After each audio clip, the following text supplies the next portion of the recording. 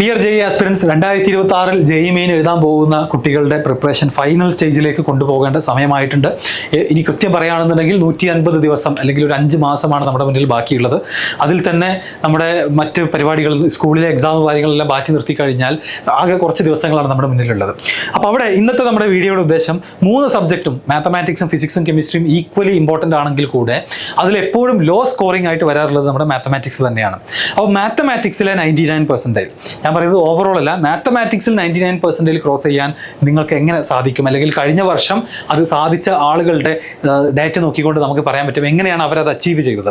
ഇനി നിങ്ങൾക്കും അത് എങ്ങനെ പ്ലാൻ ചെയ്യാം. മാത്സിൻ്റെ ഒരു പ്രശ്നം എന്താണെന്ന് വെച്ച് കഴിഞ്ഞാൽ പല ചാപ്റ്റേഴ്സും പല കുട്ടികൾക്കും വളരെ ഡിഫിക്കൽട്ടാണ്. അപ്പോൾ അവരത് ഒരു NCERT ലെവലും സ്കൂൾ ലെവലൊക്കെ പഠിച്ചിട്ടുണ്ടെങ്കിലും ഒരു ജെഇ മെയിൻ ലെവലുള്ള ക്വസ്റ്റ്യൻസ് ഒന്നും ചെയ്യാൻ ചിലപ്പോൾ അവരെ കൊണ്ട് പറ്റിക്കൊള്ളുന്നില്ല. എസ്പെഷ്യലി ഇപ്പോൾ കാൽക്കുലസ് പോലുള്ള സബ്ജക്റ്റ് ടോപ്പിക്, അതുപോലെ കോണിക് സെക്ഷൻസ് ഒക്കെ ഒരുപാട് കുട്ടികൾ ഭയങ്കര ബുദ്ധിമുട്ടാണെന്ന് പറയുന്ന ടോപ്പിക്കാണ്. അപ്പോൾ എങ്ങനെ നമുക്ക് ഡീസൻ്റ് ആയിട്ടുള്ള സ്കോർ മാത്തിൽ ഉണ്ടാക്കിയെടുക്കാം എന്നുള്ളതാണ് നമ്മുടെ ഇന്നത്തെ ഡിസ്കഷൻ. അപ്പോൾ അതിനുവേണ്ടി ആദ്യമായിട്ട് ഞാൻ പറയാൻ പോകുന്നത് 99% ഇൻ മാത്തമാറ്റിക്സ് ആണ്. മാത്തമാറ്റിക്സിന്റെ ഒരു റാങ്ക് ലിസ്റ്റ് എടുത്തു കഴിഞ്ഞാൽ അതിൽ 99% നിങ്ങൾ എത്താൻ കഴിഞ്ഞ വർഷം എത്ര മാർക്കാണ് ഔട്ട് ഓഫ് 100, മാത്തിൽ 100ൽ എത്ര മാർക്ക് വേണ്ടി വന്നിട്ടുണ്ട് നോക്കിക്കഴിഞ്ഞാൽ ഇപ്പോൾ ജനുവരിയിലെ കണക്ക് നോക്കിയാൽ നമുക്ക് മനസ്സിലാകും. ആദ്യത്തെ ഷിഫ്റ്റ് 99% ഇൻ മാത്തമാറ്റിക്സ് എത്താൻ 100ൽ 40 മാർക്കാണ് വേണ്ടി വന്നിട്ടുള്ളത്. അത് 46, 48 ഒക്കെ വേണ്ടി വന്ന ഷിഫ്റ്റുകളുണ്ട്. ഡിഫിക്കൽട്ടി ലെവൽ അനുസരിച്ച് 49, 54, 24th നടന്ന എക്സാമിൽ 54 മാർക്ക് വേണ്ടി വന്നു. മേ ബി ആ എക്സാം ആയിരിക്കും മാത്സിൽ കുറച്ച് എളുപ്പമായിട്ട് വന്ന പേപ്പർ. അതുപോലെ 39ലേക്ക് ചെറുതായി പോയിട്ടുണ്ട്. അപ്പോൾ 39, 40 എന്ന് നമുക്ക് പറയാം. ഇനി ഇതിൻ്റെ താഴേക്ക് വരികയാണെങ്കിൽ ഒരു 98.5 എത്താൻ 34 ആണ്, ഇവിടെ 48 ആണ് വന്നിട്ടുള്ളത്. കുറച്ചുകൂടെ താഴേക്ക് വന്നാൽ ഒരു 97% മാത്സിൽ കിട്ടാൻ വേണ്ടിയിട്ട് നിങ്ങൾക്ക് 25 മാർക്ക് ഒക്കെയാണ് എന്ത് ചെയ്യേണ്ടത്, ഈ ഒരു പേപ്പറിൽ വേണ്ടത്. ഈസി പേപ്പർ വന്നു കഴിഞ്ഞാൽ അതൊരു 38 മാർക്ക് നിങ്ങൾ സ്കോർ ചെയ്യേണ്ടി വരും. അണ്ടർസ്റ്റുഡ്. ഇനി ഏറ്റവും താഴെ 90% നമ്മുടെ ജനുവരി അറ്റംപ്റ്റ്, കഴിഞ്ഞ വർഷത്തെ ജനുവരി അറ്റംപ്റ്റിനെ കുറിച്ചാണ് ഞാൻ പറയുന്നത്. 90% മാത്സിൽ കിട്ടാൻ എന്ന് വെച്ചാൽ എത്ര, ഒരു പെർസെൻറ്റേജ് എന്ന് പറഞ്ഞാൽ മറക്കരുത് 15,000 ആണ് അപ്രോക്സിമേറ്റ്ലി റാങ്ക്. അപ്പോൾ ഓരോ പെർസെൻറ്റേജിൽ താഴേക്ക് വരുമ്പോഴും 15,000 റാങ്ക് താഴേക്ക് ആഡ് ചെയ്താൽ മതി. 90% എന്ന് പറഞ്ഞാൽ ഏകദേശം 1.5 ലക്ഷം റാങ്ക്. 1.5 ലക്ഷം ഓൾ ഇന്ത്യ റാങ്കിൽ മാത്സിലെ റാങ്കിനെ കുറിച്ചാണ് ഞാൻ പറയുന്നത്. 14 മാർക്കാണ് മാത്സിൽ വേണ്ടി വന്നിട്ടുള്ളത്. അതുപോലെ 19 മാർക്കാണ് ഇത് മാത്തമാറ്റിക്സിൻ്റെ ഇൻഡിവിജ്വൽ പെർസെൻറ്റേജിൽ നോക്കുമ്പോഴുള്ള കാര്യമാണ് ഞാൻ സംസാരിക്കുന്നത്. ആൻഡ് ഈസി പേപ്പറിൽ എത്ര വേണ്ടി വന്നു, 22 മാർക്ക് വേണ്ടി വന്നിട്ടുണ്ട്. അപ്പോൾ ആവറേജ് നമുക്ക് പറയാം ഒരു 45 മാർക്കാണ് മാത്തമാറ്റിക്സിലെ 99% വേണ്ടത്. അതിൽ ഓരോരോ പെർസെൻറ്റേജിൽ താഴേക്ക് വരുന്നതനുസരിച്ച് നിങ്ങൾക്ക് ഇവിടെ കാണുന്ന പോലെ തന്നെ അത് 41 ആകും, 37 ആകും, 98 ഒക്കെ കിട്ടണമെന്നുണ്ടെങ്കിൽ 37 ആകും മാത്സിലെ മാർക്ക്. അപ്പോൾ ഒരിക്കലും മാത്സിൽ നിങ്ങൾ ആലോചിച്ച് നോക്കിക്കഴിഞ്ഞാൽ ഈവൻ ടോപ്പ് 15,000 മാത്തമാറ്റിക്സിൻ്റെ ടോപ്പ് 15,000 എത്താൻ ഒരു 45 മാർക്ക്, പകുതിയിൽ താഴെ മാർക്ക് മതി. അപ്പോൾ ഓഫ് കോഴ്സ് മാത്സ് എന്ന് പറയുന്നത് എന്താണ്, ലോ സ്കോറിംഗ് ആയിട്ടുള്ള പേപ്പറാണ് ഉണ്ടാവാറുള്ളത്. അതിൻ്റെ കൂടെ തന്നെ ഓവറോൾ മാർക്കിനെ കുറിച്ച് പറയുകയാണെന്നുണ്ടെങ്കിൽ ഞാൻ മുന്നേ പറഞ്ഞിട്ടുള്ളതാണ്, ഓവറോൾ മുഴുവനായിട്ട് ആഡ് ചെയ്തിട്ട് ജനുവരി അറ്റംപ്റ്റിൽ നമുക്ക് ഓവറോൾ ആയിട്ട് 99% കിട്ടാൻ വേണ്ടി വന്നിട്ടുള്ള മാർക്കുകളാണ് ഈ ടോപ്പിൽ കാണുന്നത്. 158 തുടങ്ങി 200 വേണ്ടി വന്നിട്ടുള്ള പേപ്പറുകളുണ്ട്. അതുപോലെ തന്നെ 148 വേണ്ടി വന്നിട്ടുള്ള പേപ്പറുകളുണ്ട്. അപ്പോൾ ഇതായിരുന്നു മേ ബി ഏറ്റവും ഈസി ആയിട്ടുള്ള പേപ്പർ, ഇതായിരുന്നു കൂട്ടത്തിൽ ഏറ്റവും ടഫ് ആയിട്ടുള്ള പേപ്പർ എന്ന് നമുക്ക് അസ്യൂം ചെയ്യാം. താഴേക്ക് വരുന്നതനുസരിച്ച് 98% എത്താൻ ഈ ഒരു റേഞ്ച് മനസ്സിലാക്കിയാൽ മതി. 98% എത്താൻ ടഫ് പേപ്പറിൽ 127 മാർക്ക് മതിയായിരുന്നു. ഈസി പേപ്പറിൽ 177 വേണ്ടി വന്നിട്ടുണ്ടായിരുന്നു. സിമിലർ 95ലേക്ക് പോകുകയാണെന്നുണ്ടെങ്കിൽ 95% നമുക്ക് ഉള്ള റേഞ്ച് 96 മുതൽ 142 വരെയാണ്. അതുപോലെ തന്നെ ഞാൻ പറഞ്ഞ 90%. അപ്പോൾ ഇത് ഓവറോൾ ആയതുകൊണ്ട് തന്നെ നമ്മുടെ ഫൈനൽ റാങ്ക് ആണെന്ന് അസ്യൂം ചെയ്യാം. അപ്പോൾ 90% എന്ന് പറഞ്ഞാൽ എത്രയാണ്, 1.5 ലക്ഷം ഓൾ ഇന്ത്യ റാങ്കിലേക്ക് എത്താൻ നമുക്ക് എത്ര വേണം, 72 മാർക്കാണ് ടഫ് പേപ്പറിൽ വേണ്ടത്. എന്നാൽ ഈസി പേപ്പറിൽ 110 മാർക്ക് വേണ്ടി വന്നിട്ടുണ്ടായിരുന്നു. സോ ഓവറോൾ ആവറേജ് നമ്മൾ എടുക്കുകയാണെങ്കിൽ 165 മാർക്കാണെന്ന് പറയാം ഇതിൻ്റെ ആവറേജ്. പക്ഷേ ഇത് പല പേപ്പറിലും 186 വേണം, 187 വേണ്ട പേപ്പറുണ്ട്, 176 വേണ്ട പേപ്പറുണ്ട്. സോ ഒന്ന് സേഫ് ആവാൻ വേണ്ടിയിട്ട് നമുക്ക് അസ്യൂം ചെയ്യാം ഒരു 185 മാർക്കാണ് നമ്മൾ എപ്പോഴും 99% കിട്ടാൻ വേണം എന്ന് പറയാറുള്ളത്. അത് അഗെയിൻ നിങ്ങൾ മനസ്സിലാക്കുക, പേപ്പറിൻ്റെ ഡിഫിക്കൽട്ടി ലെവൽ അനുസരിച്ച് ഇത് കൂടിയും കുറഞ്ഞു വരിക്കും. അപ്പോൾ ഇതൊരു ആവറേജ് കണക്കാക്കിയിട്ട് നമുക്ക് 185 എന്ന് എടുക്കാം. അപ്പോൾ എങ്ങനെ നമുക്ക് നമ്മുടെ ടോപ്പിക് ഇതാണ്, മാത്തമാറ്റിക്സിൽ അപ്പം എങ്ങനെയായിരുന്നു കഴിഞ്ഞ വർഷത്തെ ഓവറോൾ എക്സാംസ്. ജനുവരിയിൽ 10 എക്സാം ഉണ്ടായിരുന്നു, ഏപ്രിലിൽ 9 പേപ്പറുകളാണ് ഉണ്ടായിരുന്നത്. അപ്പോൾ നമുക്ക് ചാപ്റ്റർ വൈസ് വെയിറ്റേജ് കഴിഞ്ഞ വർഷത്തെ 2025 ജെഇ നോക്കുകയാണെന്നുണ്ടെങ്കിൽ ഏറ്റവും കൂടുതൽ ക്വസ്റ്റ്യൻസ് വന്നിട്ടുള്ളത് നമ്മുടെ 3D ജിയോമെട്രിയിൽ നിന്ന് തന്നെയാണ്, 3 ഡയമെൻഷണൽ ജിയോമെട്രിയാണ്. അതിൽ തന്നെ ചില ഏരിയാസ് ഒക്കെ റിമൂവ് ചെയ്തതുകൊണ്ട് സ്കോർ ചെയ്യാൻ ഇപ്പോൾ കുറച്ചുകൂടി എളുപ്പമാണ്. സോ ടോട്ടൽ ഷിഫ്റ്റ് 1 ജനുവരിയിലെ 10 പരീക്ഷയിൽ 19 ക്വസ്റ്റ്യൻസ് വന്നു. അതുപോലെ തന്നെ 9 ക്വസ്റ്റ്യൻസ് ആണ് S2 ഷിഫ്റ്റ് 2 വന്നത്, അവിടെ 17 ക്വസ്റ്റ്യൻസ് ആണ്. എന്ന് വെച്ചാൽ ഏകദേശം സെയിം ആണ്. 9 ഈ കാണുന്ന മുഴുവൻ 9 എക്സാമിലെ നമ്പറാണ്, ടോട്ടൽ നമ്പറാണ്. ഇത് 10 ഷിഫ്റ്റുകളിലെ ടോട്ടൽ നമ്പർ ആണെന്ന് ഓർക്കുക. രണ്ടാം സ്ഥാനം നമ്മുടെ സീക്വൻസസ് ആൻഡ് സീരീസിനാണ്. തേർഡ് ഫംഗ്ഷൻസിനാണ്. ഡെഫിനിറ്റ് ഇൻ്റഗ്രേഷൻ ആണ് പിന്നെ ഉള്ളത്. Probability, area under the curve, differential equations. അപ്പോൾ ഓവറോൾ നോക്കുന്ന സമയത്ത് നമുക്ക് കാൽക്കുലസിന് എന്ത് ചെയ്യാൻ കഴിയില്ല, അങ്ങനെ കംപ്ലീറ്റ് ആയിട്ട് ചിലപ്പോൾ നെഗ്ലക്ട് ചെയ്യാനൊന്നും കഴിയില്ല. അതിനൊക്കെ നല്ല നമ്പർ ഓഫ് ക്വസ്റ്റ്യൻസ് വരാറുണ്ട്. പിന്നെ vector algebra, binomial theorem, sets and relations പോലുള്ള ചാപ്റ്റേഴ്സ് ആണ് പിന്നീടുള്ളത്. അപ്പോൾ 3D മുതൽ നമ്മുടെ സ്ട്രെയിറ്റ് ലൈൻസ് വരെ, അതിനിടയിൽ പരാബോള വരുന്നുണ്ട്, മെട്രീസസ് വരുന്നുണ്ട്, കോംപ്ലക്സ് നമ്പേഴ്സ് ഒക്കെ വരുന്നുണ്ട്. മനസ്സിലായോ? അപ്പോൾ ഒരാൾക്ക് ഏറ്റവും എളുപ്പം സ്കോർ ചെയ്യാൻ അല്ലെങ്കിൽ പഠിക്കാൻ എളുപ്പം ഏതാണെന്ന് ചോദിച്ചാൽ 3D geometry, sequence and series, functions, അതുപോലെ തന്നെ vector algebra, sets and relations, ഇതൊക്കെ നമുക്ക് straight lines, permutations and combinations, ഇതൊക്കെ സ്കോർ ചെയ്യാൻ പറ്റുന്ന ചാപ്റ്റേഴ്സ് ആണ്. ഇപ്പം പല ആളുകൾക്കും കാൽക്കുലസ് ആണ് ഒരു ബുദ്ധിമുട്ടുന്നുണ്ടെങ്കിൽ, കാൽക്കുലസ് ഇല്ലെങ്കിലും നമുക്ക് നന്നായിട്ട് സ്കോർ ചെയ്യാൻ പറ്റുന്ന ചാപ്റ്റേഴ്സ് വേറെയും ഉണ്ട് എന്നുള്ളത് ഓർക്കുക.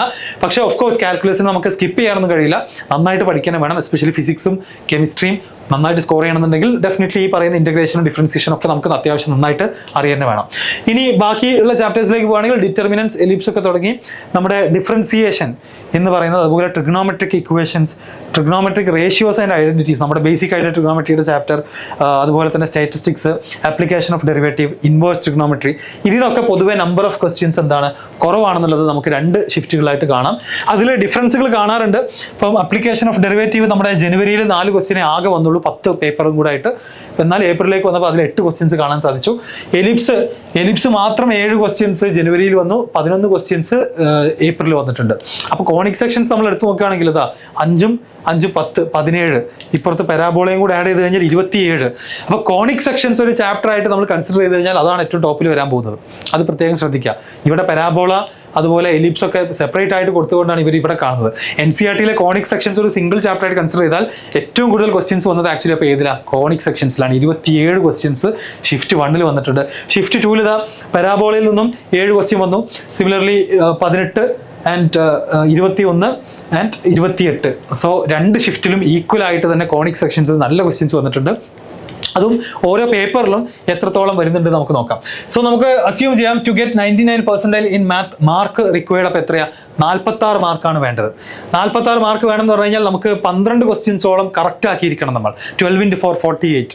പക്ഷേ നമുക്കൊരു നല്ല ഒരു ഡീസൻ്റ് ആയിട്ടുള്ള അറ്റംപ്റ്റ് എന്ന് പറഞ്ഞു കഴിഞ്ഞാൽ ഔട്ട് ഓഫ് 25 ക്വസ്റ്റ്യൻസിൽ നിന്ന് നിങ്ങൾക്ക് എന്ത് ചെയ്യാം, ഒരു 15 or 16 ക്വസ്റ്റ്യൻസ് എങ്കിലും നിങ്ങൾ അറ്റംപ്റ്റ് ചെയ്താലേ ഈ പറയുന്ന മാർക്കിലേക്ക് എത്താൻ കഴിയുള്ളൂ. 15 or 16 ക്വസ്റ്റ്യൻസ് അറ്റൻഡ് ചെയ്ത് കഴിഞ്ഞാൽ നിങ്ങൾക്ക് 12, 13 ശരിയാകും എന്നുള്ള അസംഷൻ നമ്മൾ എടുത്തു കഴിഞ്ഞാൽ ഒരു 2 or 3 ചിലപ്പോൾ തെറ്റിയേക്കാം. അപ്പോൾ ഇങ്ങനെ ഒരു കണക്കെടുത്ത് കഴിഞ്ഞാൽ നമുക്ക് ഡെഫിനറ്റ്ലി എവിടെ എത്താം, ഒരു 45, 46 മാർക്കിലേക്ക് എത്താൻ സാധിക്കും. അപ്പോൾ ഞാൻ ഈ പറയുന്ന ലിസ്റ്റിൽ എങ്ങനെ നമ്മൾ ആ ഒരു 15, 16 അറ്റംപ്റ്റ് ചെയ്യും എന്നുള്ളതാണ് നിങ്ങൾ ഇനി ചിന്തിക്കേണ്ടത്. ഏതൊക്കെ ചാപ്റ്റേഴ്സാണ് നിങ്ങളുടെ സ്ട്രോങ് ഏരിയാസ്, അപ്പോൾ നിങ്ങൾ അതിനനുസരിച്ച് വേണം പ്രിപ്പയർ ചെയ്യാൻ. ഇപ്പോൾ ഒരാൾക്ക് ഡിഫറൻഷ്യൽ ഇക്വേഷൻസ് തീരെ അറിയില്ല, എത്ര ചെയ്തിട്ട് ഒന്നും ശരിയാവുന്നില്ല. അങ്ങനെയാണെങ്കിൽ അയാളുടെ സമയം ഇനി അങ്ങോട്ടുള്ള ടൈം എന്ത് ചെയ്യണം, സെറ്റ്സ് ആൻഡ് റിലേഷൻസ് അല്ലെങ്കിൽ സീക്വൻസ് ആൻഡ് സീരീസിലേക്കും അതുപോലെ മെട്രീസസിലേക്കൊക്കെ എന്ത് ചെയ്യണം, ടൈം ഡിവൈഡ് ചെയ്ത് കൊടുക്കണം എന്നുള്ളതാണ് മനസ്സിലാക്കേണ്ടത്. ഇനി ഇതിൻ്റെ ഏറ്റവും വലിയ പ്രത്യേകത, ഇത് നമുക്കൊരു ഗോൾഡൻ റൂൾ ആയിട്ട് ഒരിക്കലും എടുക്കാൻ കഴിയില്ല എന്നുള്ളതാണ് JEEയുടെ ഏറ്റവും വലിയ അൺപ്രഡിക്റ്റബിലിറ്റി എന്ന് പറയുന്നത്. ഇപ്പോൾ ഒരാൾ പറയുകയാണെങ്കിൽ 3D ജിയോമെട്രിയാണ് ഏറ്റവും ഇമ്പോർട്ടൻറ്റ് ചാപ്റ്റർ.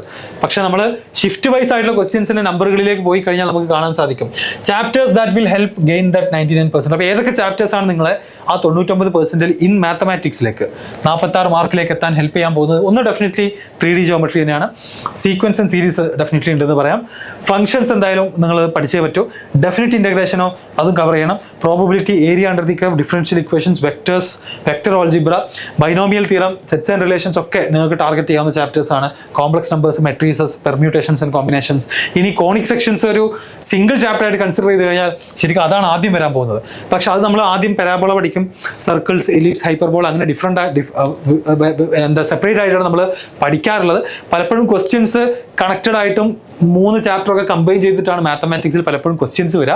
എന്നാൽ പോലും നമുക്ക് സ്പ്ലിറ്റ് ചെയ്ത് നോക്കുകയാണെന്നുണ്ടെങ്കിൽ ഈ ചാപ്റ്റേഴ്സാണ് നിങ്ങളെ 99%ലേക്ക് ഹെൽപ്പ് ചെയ്യാൻ മേ ബി ചാൻസ് കൂടുതലുള്ളത് നമുക്ക് പറയാം. ഇനി ഷിഫ്റ്റ് വൈസ് ആയിട്ടുള്ള കണക്കുകൾ നോക്കുമ്പോഴാണ് നമുക്കൊരു റിയൽ പിക്ചർ കിട്ടുക. കാരണം നമ്മൾ എഴുതാൻ പോകുന്നത് ഒരൊറ്റ പേപ്പറാണ്. ഞാനിപ്പോൾ ഇത്രയും നേരം പറഞ്ഞതൊക്കെ 10 പേപ്പറിൻ്റെയും കൂടെ ആഡ് ചെയ്തിട്ടുള്ള സ്റ്റാറ്റിസ്റ്റിക്സ് ആണ്. പക്ഷേ സിംഗിൾ പേപ്പറുകൾ വെച്ച് നോക്കുകയാണെങ്കിൽ ഇത് ജനുവരിയിലെ 10 എക്സാമിലെ പേപ്പറാണ്. എങ്ങനെ 19 ക്വസ്റ്റ്യൻ വന്നു എന്ന് ചോദിച്ചാൽ ആദ്യം 2 ഫസ്റ്റത്തെ ഷിഫ്റ്റിൽ വന്നു, പിന്നെ 3 വന്നു, 1 വന്നു. എന്തായാലും 3D ജിയോമെട്രിയിൽ നിന്നും ക്വസ്റ്റ്യൻ ഇല്ലാത്ത ഒറ്റ എക്സാം പോലും ജനുവരിയിൽ ഉണ്ടായിട്ടില്ല. അതിൽ 3 ഒക്കെ വന്ന പേപ്പറുകൾ നമുക്ക് 2 ഷിഫ്റ്റുകൾ കാണാൻ സാധിക്കും. അപ്പോൾ ഡെഫിനറ്റ്ലി അതൊരു ഇമ്പോർട്ടൻറ്റ് ചാപ്റ്ററാണ്. പിന്നെ സീക്വൻസ് ആൻഡ് സീരീസ് നമുക്ക് ഓൾമോസ്റ്റ് പല എക്സാമുകളിലും 2 ക്വസ്റ്റ്യൻസ് വീതം വന്നിട്ടുണ്ട്. ഫംഗ്ഷൻസിൽ നിന്ന് ക്വസ്റ്റ്യൻ ഇല്ലാത്ത 2 എക്സാം ഉണ്ട്, എന്നാൽ 3 2 ഒക്കെ വന്ന എക്സാമുകളുണ്ട്.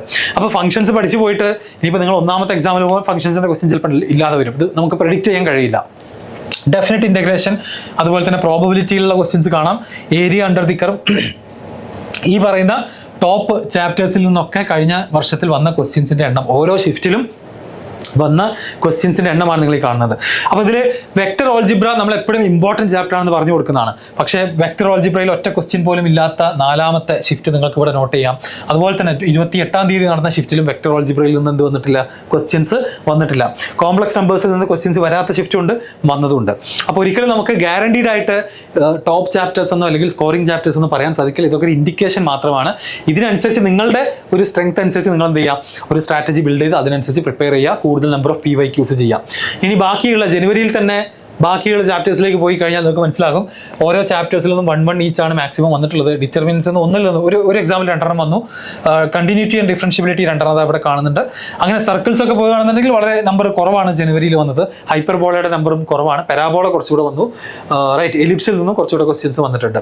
ഇനി ഇൻവേഴ്സ് ട്രിഗണോമെട്രിക് ഫംഗ്ഷൻസ് ഒക്കെ നോക്കുകയാണെങ്കിൽ നമ്പർ കുറഞ്ഞു വരികയാണ് താഴേക്ക് വരുന്നതിനനുസരിച്ച്.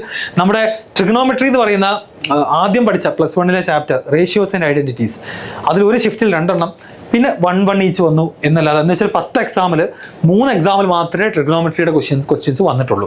അപ്പോൾ ഇതിൽ നമുക്ക് ഒഴിവാക്കാനും കഴിയില്ല എന്ന് വിചാരിച്ചിട്ട് വരുന്നു നമുക്ക് ഉറപ്പിക്കാനും കഴിയില്ല. നിങ്ങളിപ്പം ഈ എക്സാമിൽ എഴുതുകയാണെന്നുണ്ടെങ്കിൽ 2 ക്വസ്റ്റ്യൻ ട്രിഗണോമെട്രിയുടെ ക്വസ്റ്റ്യൻസ് ആയിരിക്കും. അപ്പോൾ എല്ലാ സിലബസും കവർ ചെയ്യുക എന്നുള്ളത് തന്നെയാണ് അൾട്ടിമേറ്റ്ലി നമ്മുടെ ബെസ്റ്റ് മെത്തേഡ്. അത് കഴിയാത്ത സമയമില്ലാത്ത ആളുകൾക്ക് മാത്രമാണ് ഇത്തരത്തിലുള്ള ലിസ്റ്റൊക്കെ നോക്കേണ്ട ആവശ്യം വരുന്നുള്ളൂ. ഇനി ഏപ്രിലേക്ക് പോവുകയാണെങ്കിൽ, ഏപ്രിൽ നമുക്കറിയാം 9 എക്സാമുകളാണ് വന്നത്. 9 എക്സാമിൽ 3D ജിയോമെട്രി ഏകദേശം ഈവൺ ആയിട്ട് തന്നെ വന്നിട്ടുണ്ട്. സീക്വൻസ് ആൻഡ് സീരീസ് തന്നെയാണ് 2ാം സ്ഥാനത്തുള്ളത്. ബൈനോമിയൽ തിയറം, പിന്നെ എലിപ്സ് കുറച്ചുകൂടെ നമ്പർ ഓഫ് ക്വസ്റ്റ്യൻസ്, 11 ക്വസ്റ്റ്യൻസ് ആണ് ടോട്ടൽ ഏപ്രിൽ എലിപ്സിൽ നിന്ന് ചോദിച്ചത്. ഫംഗ്ഷൻസ് വന്നു, മെട്രീസസ്, ഡിഫറൻഷ്യൽ ഇക്വേഷൻസ് ഒക്കെ ഇമ്പോർട്ടൻറ്റ് ചാപ്റ്റർ തന്നെയാണ്. പെർമ്യൂട്ടേഷൻസ് ആൻഡ് കോമ്പിനേഷൻസ്, വെക്ടർ ഓൾജിബ്രയുടെ വെയിറ്റേജ് ഒന്നും കൂടെ താഴെ വന്നു. Complex numbers, definite integration. ഇതാണ് ഏപ്രിൽ ചോദിച്ച കണക്കിൽ എലിപ്സിൻ്റെ റാങ്ക് ഒന്നും കൂടെ മുകളിലേക്ക് കയറിയതായിട്ട് നിങ്ങൾക്ക് ഇവിടെ കാണാം. ഇനി അങ്ങോട്ട് പോകുകയാണെന്നുണ്ടെങ്കിൽ നേരത്തെ പറഞ്ഞ പോലെ തന്നെ ട്രിഗണോമെട്രി റേഷ്യോസ് ആൻഡ് ഐഡന്റിറ്റീസ്, അതുപോലെ ഇക്വേഷൻസ് ഇത് അവിടെ ഉണ്ട്. സെറ്റ്സ് ആൻഡ് റിലേഷൻസ് തുടങ്ങിയ ചാപ്റ്റേഴ്സ് ഒക്കെ നിങ്ങൾക്ക് എന്ത് ചെയ്യാം, ഇവിടെ കാണാവുന്നതാണ്. So this is how the JEE paper looked like in 2025. 2025 മാത്തമാറ്റിക്സിന്റെ പേപ്പർ നമ്മൾ മുഴുവൻ ഷിഫ്റ്റ് വൈസ്, ചാപ്റ്റർ വൈസ് അങ്ങ് സ്പ്ലിറ്റ് ചെയ്ത് കഴിഞ്ഞാലുള്ള നമ്പേഴ്സാണ് ഈ കാണുന്നത്. അപ്പോൾ നിങ്ങൾ ഇതിലേതെങ്കിലും ഒരു ഷിഫ്റ്റിലായിരിക്കും നിങ്ങളും വരാൻ സാധ്യത എന്ന് മനസ്സിലാക്കിക്കൊണ്ട് എന്ത് ചെയ്യാം, പ്രിപ്പയർ ചെയ്യാം. അപ്പോൾ നിർബന്ധമായിട്ടും ഒരിക്കലും ഒഴിവാക്കാൻ പാടില്ലാത്ത ചാപ്റ്റേഴ്സ് ഏതൊക്കെയാണെന്ന് ചോദിച്ചു കഴിഞ്ഞാൽ ഡെഫിനറ്റ്ലി നമുക്ക് ഏത് പറയാം, ഒരിക്കലും നിങ്ങൾക്ക് സ്കിപ്പ് ചെയ്യാൻ പറ്റാത്ത ചാപ്റ്റേഴ്സ് ഏതൊക്കെയാണെന്ന് ചോദിച്ചു കഴിഞ്ഞാൽ അതിൽ ഡെഫിനറ്റ്ലി നമ്മൾ 3D ജിയോമെട്രി എന്തായാലും ഉണ്ട്, സീക്വൻസ് ആൻഡ് സീരീസ്, ഫംഗ്ഷൻസ് ഉണ്ട്, sets and relations, vector algebra, അതുപോലെ തന്നെ പ്രോബബിലിറ്റി, ഇങ്ങനത്തെ chapters, permutations and combinations, straight lines, complex numbers ഒക്കെ നിർബന്ധമായിട്ടും ബൈനോമിയൽ തിയറം ഒക്കെ പഠിച്ചിരിക്കണം. ഇനി കാൽക്കുലസിൽ ബുദ്ധിമുട്ടുള്ള ആളുകൾ എന്തായാലും പഠിക്കണം, ഒരിക്കലും സ്കിപ്പ് ചെയ്യാൻ പാടില്ല. പക്ഷേ may be during the exam നിങ്ങൾക്ക് ആ ക്വസ്റ്റ്യൻസ് ചിലപ്പോൾ ചെയ്യാൻ കിട്ടിക്കൊള്ളുന്നില്ല, ടഫ് ആയിട്ടുള്ള ക്വസ്റ്റ്യൻസ് ആയിരിക്കാം, ഡിപ്പെൻസ് ഓൺ സ്റ്റുഡൻസ് പ്രിഫറൻസ്. എന്നാൽ കാൽക്കുലസ് നന്നായിട്ട് സോൾവ് ചെയ്യുന്ന കുട്ടികളുണ്ട്. അങ്ങനത്തെ ആളുകൾ എന്ത് ചെയ്യാം, അതിൽ തന്നെ ഫോക്കസ് ചെയ്യുക. കാരണം നിങ്ങൾക്ക് ഇവിടെ കാണാം ഡെഫിനിറ്റ് ഇന്റഗ്രൽ ആവട്ടെ, area under the curve, differential ഇക്വേഷൻസിൽ നിന്നൊക്കെ എന്ത് ചെയ്യുന്നുണ്ട്, നല്ല ക്വസ്റ്റ്യൻസ് വരുന്നുണ്ട്. ലിമിറ്റ്, കണ്ടിന്യൂറ്റി, ഡിഫറൻഷ്യബിലിറ്റി എന്നൊക്കെ ക്വസ്റ്റ്യൻസ് വരാറുണ്ട്. അതുകൊണ്ട് നിങ്ങൾ സ്കിപ്പ് ചെയ്യേണ്ട ആവശ്യമൊന്നുമില്ല, നന്നായിട്ട് തന്നെ പഠിക്കാം. ഇതാണ് ഒരു ഓവറോൾ പിക്ചർ ഫോർ മാത്തമാറ്റിക്സ്. ഇതാണ് ഒരു ഗൈഡ് ടു 99% ഇൻ മാത്തമാറ്റിക്സ് എന്ന് നമുക്ക് പറയാം. ഇതുപോലെ ഫിസിക്സിൻ്റെയും കെമിസ്ട്രിയുടെയും ഒരു ഐഡിയ നിങ്ങൾക്ക് വേണമെന്നുണ്ടെങ്കിൽ അത് നിങ്ങൾ കമൻറ്റ് ചെയ്യുക. സിമിലർലി അടുത്തൊരു 5 മാസം JEE റിലേറ്റഡ് ആയിട്ട് ഏതൊക്കെ വീഡിയോസ് വേണം, എന്തൊക്കെ സ്ട്രാറ്റജി വീഡിയോസ് വേണം, നിങ്ങളുടെ മനസ്സിൽ തോന്നുന്ന എല്ലാ ഐഡിയാസും നിങ്ങൾക്ക് കമൻറ്റ് ബോക്സിൽ 1 by 1 ആയിട്ട് പോസ്റ്റ് ചെയ്യാം. അതിൽ മാക്സിമം നമ്പർ ഓഫ് വീഡിയോസ് ഇനി അങ്ങോട്ടുള്ള മാസങ്ങളിൽ റിലീസ് ചെയ്യുന്നതാണ്. ഓക്കെ, സോ ഇത്രയുമാണ് മാത്സിനെ കുറിച്ച് പറയാനുള്ളത്. ഇതുപോലെ ഓവറോൾ ഐഡിയാസും അതുപോലെ തന്നെ ഒരുപാട് ലൈവ് സീരീസുകൾ, ക്ലാസ്സുകൾ, ക്വസ്റ്റ്യൻ സോൾവിംഗ് സെഷൻസ് കൂടാതെ ലൈവ് ഡിസ്കഷൻ, ഇന്ററാക്റ്റീവ് സെഷൻസ് യൂട്യൂബിൽ തന്നെ ലൈവായിട്ട് ഫ്രീ ആയിട്ട് കണ്ടക്ട് ചെയ്യാൻ പ്ലാൻ ചെയ്യുന്നുണ്ട്. അപ്പോൾ അതിന് നിങ്ങൾ സബ്സ്ക്രൈബ് ചെയ്യുക. കൂടുതൽ JEE ആസ്പിറൻസിനെ നമ്മുടെ ചാനലിലേക്ക് കൊണ്ടുവരാൻ ശ്രമിക്കുക. ഓക്കെ, പിന്നെ എന്തെങ്കിലും സംശയങ്ങൾ ഉണ്ടെങ്കിൽ ആസ് യൂഷ്വൽ കമന്റ് ബോക്സിൽ ചോദിക്കാം. All the best.